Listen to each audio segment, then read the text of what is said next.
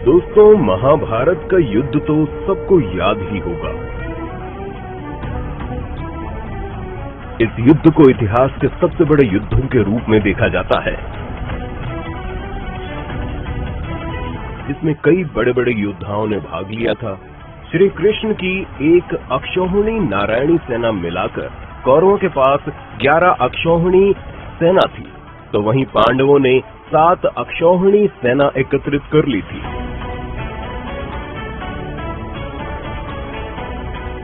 बता दें, महाभारत के इस भीषण युद्ध में करीब 50 लाख से ज्यादा लोगों ने भाग लिया था।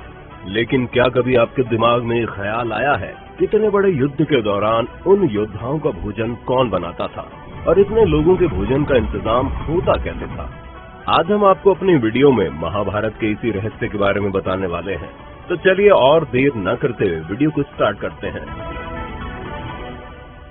दोस्तों, कुरुक्षेत्र की भूमि पर कौरवों और पांडवों के बीच इस दुनिया का सबसे भयंकर युद्ध हुआ था,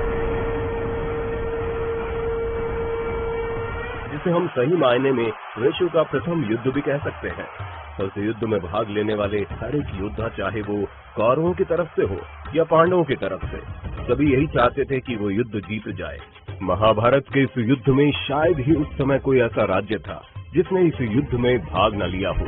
भारतवर्ष के समस्त राजा या तो कौरव या फिर पांडवों के पक्ष में खड़े दिख रहे थे, लेकिन श्री बलराम और रुक्मी ये दो ही ऐसे व्यक्ति थे जिन्होंने इस युद्ध में भाग नहीं लिया था। उनके अलावा एक राज्य ऐसा भी था जो युद्ध क्षेत्र में होते हुए भी इस युद्ध से दूर था, और वो था दक्षिण का राज्य उडुपी। महाभारत में वर्णित कथा के अनुसार जब उडुपी के राजा अपनी सेना सहित कुरुक्षेत्र पहुंचे तो कौरव और पांडव दोनों ही अपने अपने पक्ष में लाने का प्रयत्न करने लगे। लेकिन उडुपी के राजा बहुत दूरदर्शी थे। उन्होंने श्री कृष्ण से कहा, हे माधव, दोनों ओर से जिसे भी देखो युद्ध के लिए व्याकुल दिखता है, किंतु क्या किसी ने सोचा है कि दोनों ओर से उपस्थित इतनी विशाल सेना के भोजन का प्रबंध कैसे होगा? तब इस पर श्री कृष्ण ने कहा, महाराज, आपने बिल्कुल सही सोचा है। आपके पास इसकी कोई योजना है? अगर ऐसा है तो कृपया बताएं। उसके बाद उडुपी नरेश ने कहा, वासुदेव, सत्य तो यही है कि भाइयों के बीच हो रहे इस युद्ध को मैं उचित नहीं मानता, इसलिए इस युद्ध में भाग लेने की इच्छा मेरी नहीं है, किंतु ये युद्ध अब टाला भी नहीं जा सकता। इसी कारण मेरी ये इच्छा है कि मैं अपनी पूरी सेना के साथ यहाँ उपस्थित समस्त सेना के भोजन का प्रबंध करूं। राजा की इस बात पर श्री कृष्ण ने मुस्कुराते हुए कहा, महाराज, आपका विचार अति उत्तम है। इस युद्ध में लगभग 50 लाख योद्धा भाग लेंगे, और अगर आप जैसा राजा उनके भोजन के प्रबंधन को देखेगा तो हम सभी उस ओर से निश्चिंत ही रहेंगे। अतः मेरी आपसे प्रार्थना है कि आप अपनी सेना सहित दोनों ओर की सेना के भोजन का प्रबंध करें। इस तरह उडुपी के महाराज ने सेना के भोजन का प्रभार संभाला। पहले दिन उन्होंने उपस्थित सभी योद्धाओं के लिए भोजन का प्रबंध किया।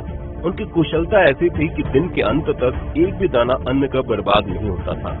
जैसे जैसे दिन बीतते गए, योद्धाओं की संख्या कम होती गई। दोनों ओर के योद्धा ये देखकर हैरान हो जाते थे कि दिन के अंत तक उडुपी नरेश केवल उतने ही लोगों का भोजन बनवाते थे जितने वास्तव में युद्ध के बाद जीवित होते थे।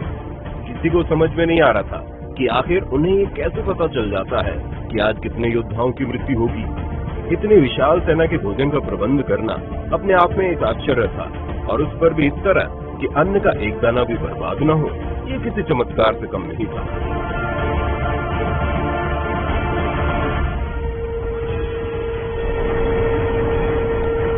अठारहवें दिन युद्ध समाप्त हुआ और पांडवों की जीत हुई।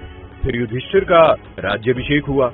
तब युधिष्ठिर से रहा नहीं गया और उन्होंने उडुपी नरेश से पूछ ही लिया कि महाराज, सब हम लोगों की प्रशंसा कर रहे हैं कि किस तरह हमने कौरवों की सेना को परास्त कर दिया, जिसका नेतृत्व पितामह भीष्म, गुरु द्रोण और हमारे ज्येष्ठ भ्राता कर्ण जैसे महारथी कर रहे थे।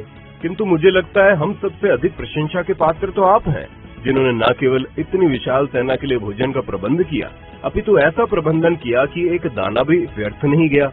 मैं आपसे इस कुशलता का रहस्य जानना चाहता हूँ। इस पर उडुपी नरेश ने कहा, सम्राट, आपने जो इस युद्ध में विजय पाई है उसका श्रेय किसे देंगे? इस सवाल को सुनते ही युधिष्ठिर ने कहा, महाराज, श्री कृष्ण के अतिरिक्त इसका श्रेय और किसे जा सकता है? अगर वे न होते तो कौरव सेना को परास्त करना असंभव था। तब उडुपी नरेश ने युधिष्ठिर से कहा, महाराज, आप जिसे मेरा चमत्कार कह रहे हैं वो भी श्री कृष्ण के प्रताप से ही संभव हुआ है। ये सुनकर वहां उपस्थित सभी लोग आश्चर्यचकित रह गए। तब उडुपी नरेश ने इस रहस्य पर से पर्दा उठाया और कहा, श्री कृष्ण प्रतिदिन रात्रि में मूंगफली खाते थे। मैं प्रतिदिन उनके शिविर में गिनकर मूंगफली रखता था और उनके खाने के पश्चात गिनकर देखता था कि उन्होंने कितनी मूंगफली खाई है। वे जितनी मूंगफली खाते थे उससे ठीक 1000 गुना सैनिक अगले दिन युद्ध में मारे जाते थे। इसका मतलब यह है कि अगर वे 50 मूंगफली खाते थे तो मैं समझ जाता था कि अगले दिन 50,000 योद्धा युद्ध में मारे जाएंगे। उसी अनुपात में अगले दिन मैं भोजन बनाता था। यही कारण था कि कभी भी भोजन व्यर्थ नहीं हुआ। श्री कृष्ण के इस चमत्कार को सुनकर सभी उनके आगे नतमस्तक हो गए। दोस्तों, ये कथा महाभारत के सबसे दुर्लभ कथाओं में से एक है, जिसके बारे में बहुत ही कम लोगों को मालूम है। कर्नाटक के उडुपी जिले में स्थित श्री कृष्ण मठा में ये कथा हमेशा सुनाई जाती है। साथ ही ये माना जाता है कि इस मठ की स्थापना भी उडुपी के सम्राट द्वारा ही करवाई गई थी, जिसके बाद में श्री माधवाचार्य जी ने आगे बढ़ाया था इसे। तो दोस्तों, आपको ये जानकारी कैसी लगी? साथ ही क्या आप भी ये कथा पहले से जानते थे? हमें कमेंट बॉक्स में बताना। अगर आपको हमारी आज की वीडियो पसंद आई हो तो वीडियो को ज्यादा से ज्यादा लाइक करने के साथ साथ इसे अपने दोस्तों और रिश्तेदारों के साथ शेयर करना ना भूलें। साथ ही अगर आप हमारे YouTube चैनल पर नए हैं तो चैनल को सब्सक्राइब जरूर करें, और अगर आप Facebook पर हमारी ये वीडियो देख रहे हैं तो हमारे Facebook पेज को लाइक कर दें। फिलहाल आज के लिए बस इतना ही। अब दीजिए इजाजत। आपका बहुत बहुत शुक्रिया।